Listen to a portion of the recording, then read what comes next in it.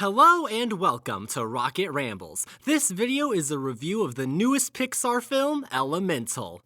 And by newest, I mean it came out in June, but I watched it for the first time yesterday, and I still want to talk about it. This will be a spoiler review, so only watch this if you've seen the movie or don't care to hear about plot details. For context, I'm a huge Pixar fan. They're my favorite film studio of all time. That is, during their golden age. From the first Toy Story to the third Toy Story, I'd say they had one of the greatest runs of any film studio ever, with no bad movie in the bunch. But I'm sure you all know the tale. Cars 2 became their first bad movie, and ever since they failed to recapture the spark they had back in the glory day. For the past 10 years or so, they've been on a wave of mediocrity, producing sequels with no heart and originals that fail to live up to what came before. Because of this, I skipped Elemental when it first released. The trailers and reviews didn't convince me that this would be the film to break the cycle. This movie had a weird marketing campaign in general, and I made a skit on this channel a few months ago making fun of a fire extinguisher promotion they did. But now that the movie's on Disney Plus, I decided to give it a go since I'm still curious what the studio's up to, despite them not being at their peak anymore. So let's start reviewing. If I had to summarize this movie in one word, it'd be cute. It's a cute little film. Ember and Wade were both fairly well-developed characters and had good chemistry with each other. Their personalities were not only defined and likable, but blended well with each other, and you can totally get why they developed into a romantic relationship rather than just a regular friendship. Too many movies force romances in there just for the sake of having a romance, but here, I think it works, and that's definitely due to the movie putting an emphasis on it and not saving it for a subplot. The stuff with Ember's family and the leaking water was also decent, but nowhere near as good. To me, the movie shined best when it was just the two leads developing their relationship. My one criticism of the romance is how it does lean a bit too heavily into tropes. The third act breakup, the liar revealed, and the fake out death, and so on and so on.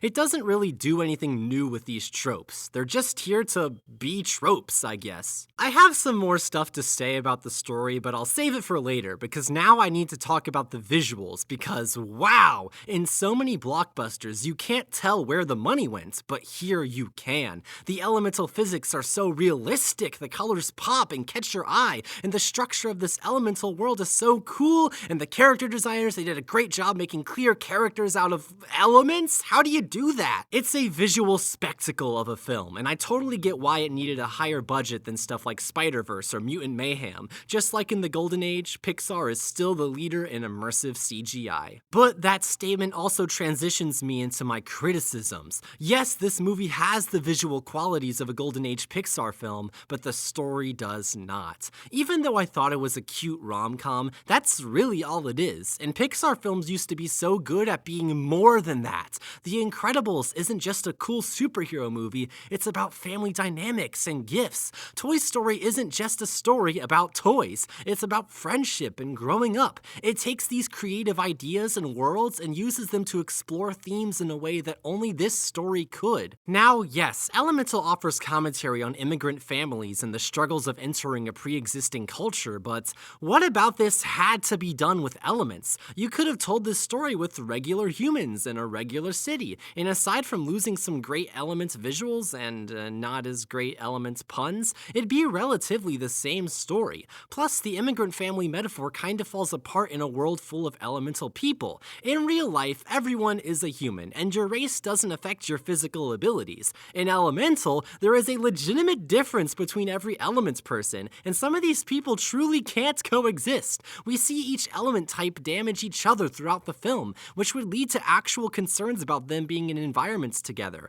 Like, Wade dies in this movie just by being in a contained space with Ember for too long. That's dangerous! The allegory doesn't work because different races really can't be compared to different elements. It's a problem some people had with Zootopia, but honestly, I think that movie did a better job with it, because it showed a society where different animal species can successfully get along, and the whole predators are evil thing came strictly from biases and conspiracy theories. In contrast, Elemental had multiple scenes of the different elements legitimately harming each other solely due to their element, which, like I said earlier, is not how different races work in the real world, despite this film very clearly trying to be about different races. I can appreciate that the director of the movie was infusing a lot of his personal experience into the story, and I definitely think he should have a place to tell that story, but I don't think this was the right movie to do it in. It's a theme that doesn't mix well with the world they created, aside from, oh, fire and water don't mix.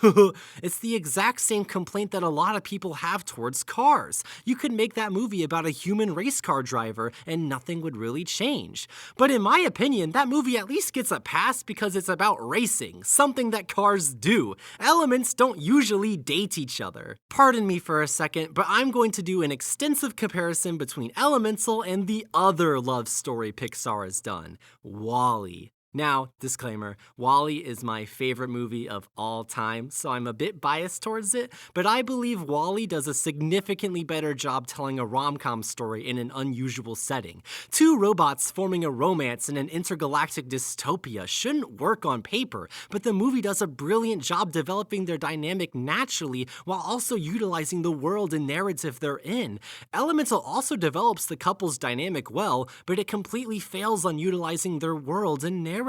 WALL-E and Eve meet on a dry, ruined Earth, each with their own directive that makes sense in this universe. WALL-E is an old robot that's supposed to be clearing up garbage, and Eve is a new robot searching for any signs of life. That's a natural way for them to meet that also supports the film's world building. Contrast this with Ember and Wade meeting due to Ember's shop having a leaky pipe, and Wade just so happens to be the inspector. What does that have to do with elements? WALL-E gives their two leads reasons to be there that line up with them being two robots in an intergalactic dystopia, while Elemental's setup barely uses the elements theme. Then, from here, both movies take their couples through the plot and give them cute moments together along the way. However, WALL-E and Eve develop their relationship while going on a quest to bring the humans back to Earth and helping everyone they meet along the way find a new directive, robots and humans alike. Also, it does all of this with barely any dialogue, which is insane. In Elemental, they're just going to fix the leak and also have to deal with family drama sometimes. Sure, that's more realistic, but this is a world full of elements. Use that to your advantage and tell a story you could only tell in this world.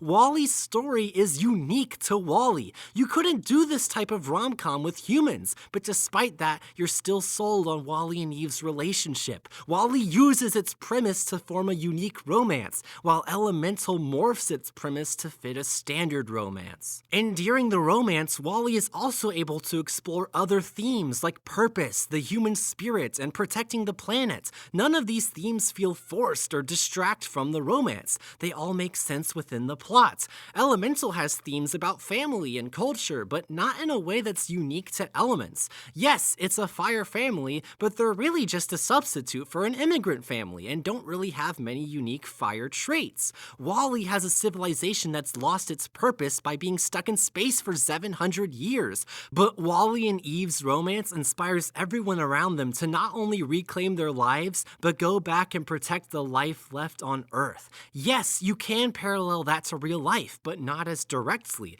There aren't civilizations stuck in space right now, but there are people who feel and act like the characters. I'm sorry if this video has just turned into me talking about WALL-E, but I just love this movie so much, and this is probably the most relevant it will ever be in a Rocket Ramble. I could go on and on about WALL-E. I've barely scratched the surface of how amazing it is, but I'll stop for now.